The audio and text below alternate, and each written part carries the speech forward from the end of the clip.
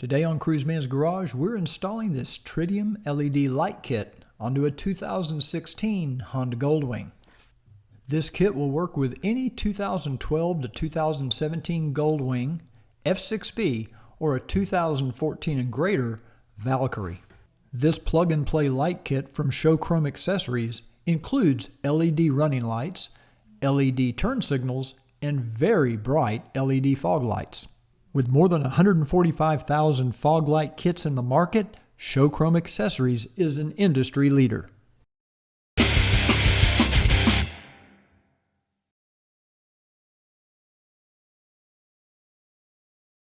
Your light kit includes detailed installation instructions that will help you with this installation.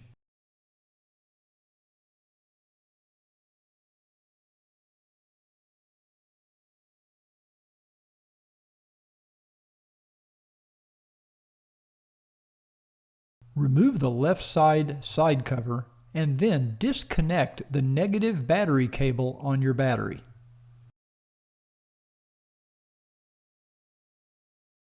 Remove the lower cowl by removing the 6 5mm Allen screws that hold the cowl into place. Okay, now if you look at the front of the bike, we reduced our outer screws down at the bottom on the outside. We have 4 more screws to remove on the inside, and then of course the other one on the other side, the one we just removed. So we have one 5mm here, one here, and then a little black plastic push pin. Looks like this. I don't know if you can see that. Basically you just pull on it very firmly and it will come out. And of course you're going to do this on both sides of the bike.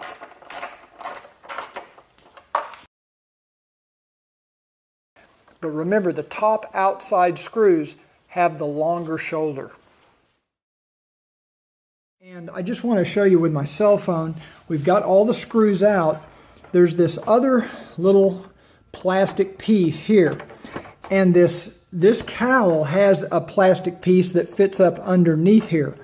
But you're going to need to know this when it comes time to put this back on, that the cowl that we're removing actually goes behind this piece right here, this little plastic piece. If you mount it in front of that plastic piece, which you may be able to do, it's not going to fit right.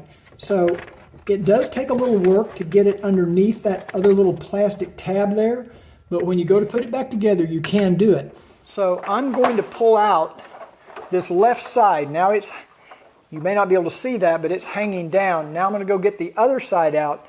And then we're going to bring this cowl straight down and then turn it underneath the bike, and it will slip underneath the bike that way. Get this side disconnected. There we go. And then we just slip it right under here like this. Here I'm using a hacksaw blade to cut away the little tabs that hold the knockouts in place on the lower cowl. Now I like to do this from the front of the cowl. If you work from the back of the cowl, you could accidentally gouge the front of the cowl. So it's a good idea to work from the front and saw through each tab. Once you've removed both of the knockouts, you may feel some rough spots on the inside, and I use a small file to kind of file those down and clean up any rough edges. Okay, now we're going to start with the right. I call it a bracket, they call it a mount, but we're going to install these rubber grommets into these holes on the mounts. So now our grommets are installed on the right bracket. I'm going to go ahead and do the left side. Notice that on the right side mount, the grommet on the inside is at the bottom, while on the left mount, that grommet is on the top. There are 2 8mm bolts that hold these plastic block-offs in place.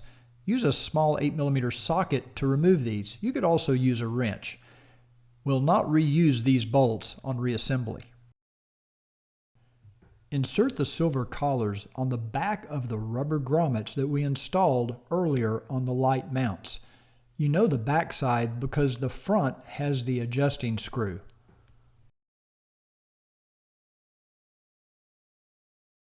The right side engine mount will attach to these 3 points on the front of the engine. The black plastic block off that we removed earlier will go underneath the lamp mount as shown. Now the lamp mount fits on top. Make sure the adjusting screw is aimed outward. And we're going to use 3 of the 832 bolts and 3 of those flat washers. And I'm going to start by installing the 2 outside bolts first. The 4mm spacer will be placed in between the rubber grommet and the front of the engine, and the bolt obviously will go through it. Use an 8mm socket or wrench to firmly tighten all 3 of these bolts. Now the left side mount attaches in virtually the same way. The difference is the 16mm spacers go between the back of the mount and the black back off, as you can see here. Note that we're using the 50mm long bolts on the left side. The largest spacer, which is 20mm, will go behind the inside grommet and the front of the engine. Here I'm holding that 20mm spacer with my right hand and I'm slipping it behind that mount so I can slide the bolt through it and then tighten it. Of course, you tighten all 3 bolts. You may have to move some hoses or cables out of the way to get to that engine mount on the left side. Now we're ready to mount the lamp assemblies to the lamp mounting brackets. Here I'm starting with the one on the right side.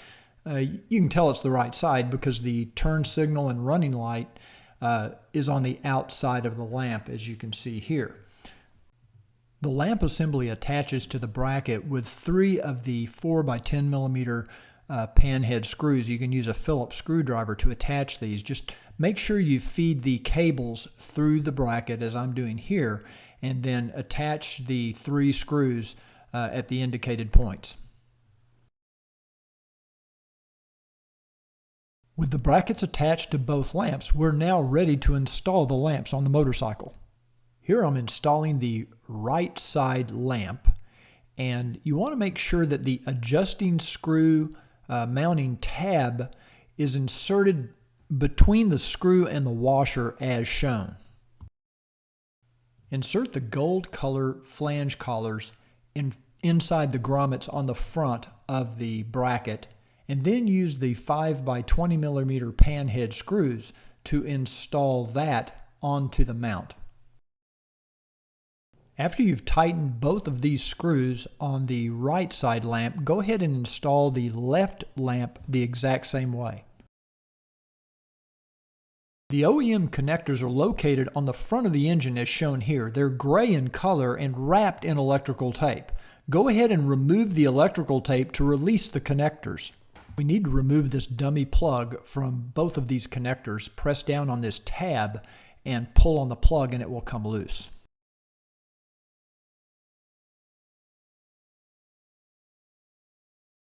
Now you can connect the plug coming from the fog lamp to the OEM connectors as shown. We're going to have to remove this left side glove box. But to get to the left side glove box, we have to remove this outside trim piece here. To remove this trim piece, get your fingers under the outside bottom corner and pull up firmly. You'll hear a loud click as those pins release. And then the trim piece will come loose as shown. The glove box is held in place with 4 body clips or plastic rivets. To remove these rivets, you simply press down in the center with something sharp like the edge of a flathead screwdriver or even a Phillips screwdriver, and you'll hear a pop. And when you hear that pop, you can then use your fingernail to lift up on that rivet and it will come out of the opening. Okay, there's what it looks like right there. This little body clip, now that we've pressed the center in, you can reset it for reinstallation by pressing up from the bottom. So I'm going to mash it down here on the plastic. Okay, and when you see that pin pop up like that, that means it's ready to be reinstalled. With the clips removed, you can just simply lift out the glove box and set it aside. The next step is to remove the radio control unit. Now the reason we do this is because the fog light switch installs down here where this blank is. Remove the 2 5mm Allen screws that hold the radio in place. Release the radio unit by pressing in and lifting up on the outside edge at the same time. Now it's connected with some wire harness, so we'll have to disconnect those connectors to get it completely free. If you look under the glove box, where we remove the glove box, you'll see the wires that come from the back of the radio unit. There's a gray connector here.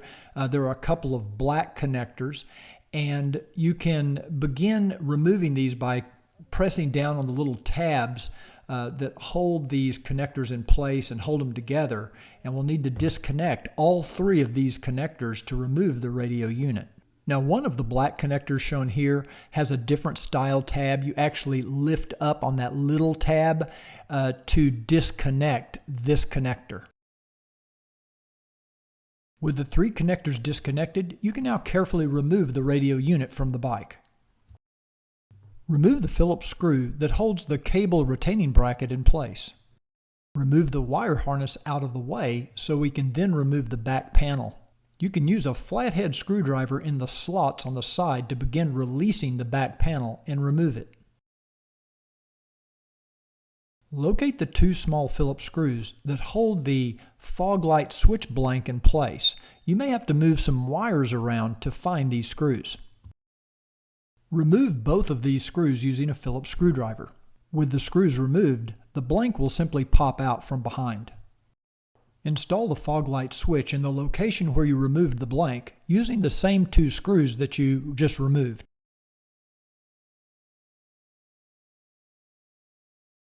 Here you can see the fog light switch installed in the panel. Reinstall the back cover of the unit by snapping it into place. Reinstall the cable retaining bracket. Connect the relay jumper harness to the harness coming from the switch we just installed. Install the black relay if you want your fog lights to be turned off when your high beams come on. If you want your fog lights on whenever the fog light switch is turned on, then install the optional white jumper. The OEM connector for the fog light switch is underneath this rubber boot, which is under the radio control unit. Connect the fog light connector to the OEM connector and then store the relay or jumper and the remaining harness down underneath the radio unit inside the shelter. Reinsert the radio unit by placing the two tabs into the two slots on the shelter and then pushing in and pushing down on the outside. Reinstall the two 5mm Allen screws. After reconnecting the three connectors underneath the glove box for the radio control unit, you can reinstall the glove box. Press the center of the plastic rivets until you hear the click. Then you know they're locked in place. To reinstall the trim piece, start with the little tab at the front of the trim piece and place it in the opening in the shelter, and then work your way down, pressing the little plastic clips into place as you go. The two large clips at the bottom you'll need to press in firmly for them to hold. Pull the rubber boot surrounding the mirror housing away from the shelter as shown. Push the mirror housing forward. Locate the turn signal connector inside the mirror housing and disconnect it by pulling up on the small tab. We're now going to route the harness that connects to the fog lights from the turn signals down through the shelter, and we want the single connector to end up down by the fog lights where we can connect them. I'm using a long 2.5 foot long cable tie as my fishing wire. You could use a coat hanger or anything that will reach that far. I'm going to fish it down first, tape the single connector to the end of it, and then pull it on through. Here you can see the end of the cable tie that's come out down near the top of the fog light. After taping the single connector to the other end of the cable tie, I'm simply going to pull it through, and there it is down by the fog light, and undo my electrical tape and plug in my connector. The opposite end of this harness has two connectors, one male and one female, and it's pretty obvious how they connect into the bike's connectors, in this case the orange connectors, male to female, female to male. But you want to be careful when you press these connectors together that you don't press too hard. You don't want to push the wires out of the back of the connector. Just press them in enough to where they're firmly in, and that should be good enough. Connect the single connector of the harness to the connector coming out of the fog light. And repeat all of this on the right side of the bike. Reconnect the battery so we can test the lights.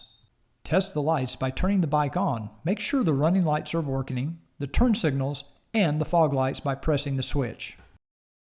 Before reinstalling the cowl, now is the time to adjust the fog lights to your desired setting using these adjusting screws at the bottom. You can use the provided cable ties to secure the connectors and wires to existing cables and wires on the Goldwing. When reinstalling the lower cowl, for proper fitment, the tabs on the top left and right, the tabs that have the clip nuts on them, must go underneath the plastic tabs on the fairing as shown. Reinstall the 6 Allen bolts that we removed earlier in the video. Remember that the topmost Allen bolts have the longer shoulder on them. Also, don't forget to replace the 2 plastic clips. You can tuck the wire connectors down inside the mirror housing in the shelter and then pull the mirror back, and then all you have to do is reinstall the rubber boot back into the slots. Reinstall the left side cover and you're done.